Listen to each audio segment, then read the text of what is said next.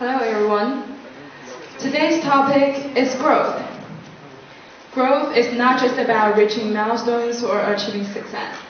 Sometimes it is about confronting the challenges that shape us. For example, breaking prejudice, overcoming discrimination, and growing through empathy and understanding. To be more specific,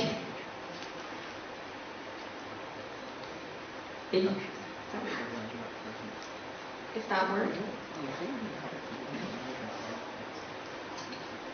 Yeah, it's not working. Okay.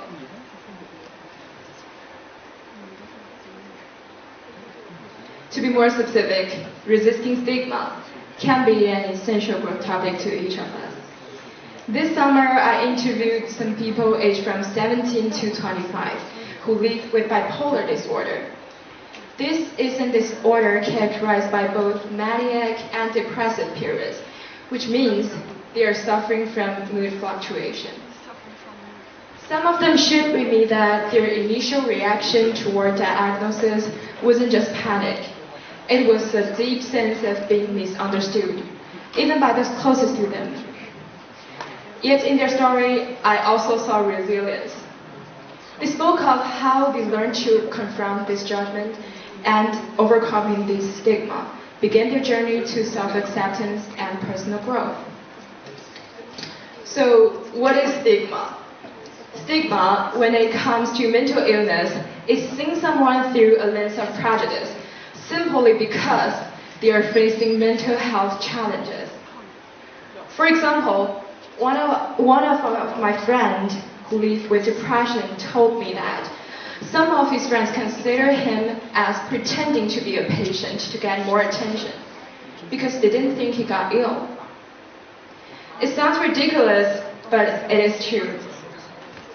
Based on data from TEDxRDFZ, around 60% of people who live with mental health challenges do not receive care. And even more concerning, 9 out of 10 of those say that stigma or discrimination severely impact their life. So, this calls for another thing. Based on several studies in psychopathology, bipolar disorder, one of the crucial causes of bipolar disorder, is social isolation. However, stigma is highly relevant with isolation. It's obvious that stigma will make it harder for these people to seek for help. So in this case, fighting against stigma isn't just a personal growth topic.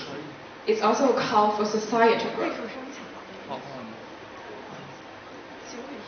Their courage in facing these challenges, these discrimination, led us to reflect how we can build a community that makes everyone feel safe to seek help. But before discussing these two growth topics and before answering this question, we need to know, why does stigma form? And how does it form? A group of researchers come from Canada proposed a model to explain the formation of discrimination. The original impetuses of the formation of stigma is 2 threats: tangible threats and intangible threats. The first one considers patients as they do not have the so-called normal ability to hold a job and take care of themselves. So it makes a tangible threat to self-sufficiency. And the latter one paints patients as unpredictable and dangerous, which makes an intangible threat to personal security. However, the first one fails to realize that there is a spectrum of disability in mental illness, unlike other illnesses. And the latter one is based on sensationalist media and misleading measures of community risks. It's cruel that these threats exist and keep hurting mental patients every day. But it is an issue that we can solve, starting with ourselves. So here's one solution.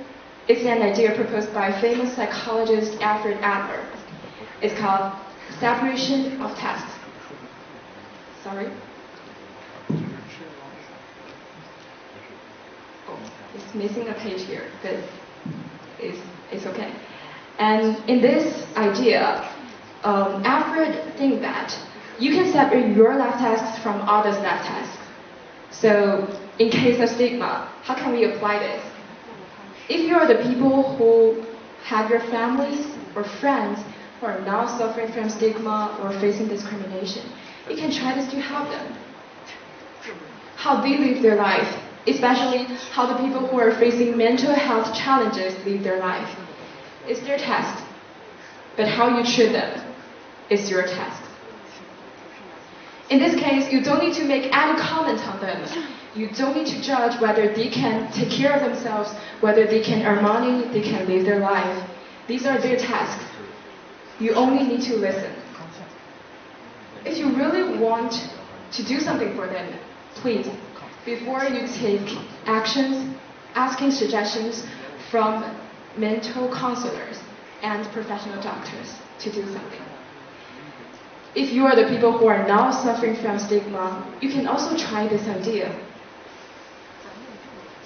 How others comment on you is their task.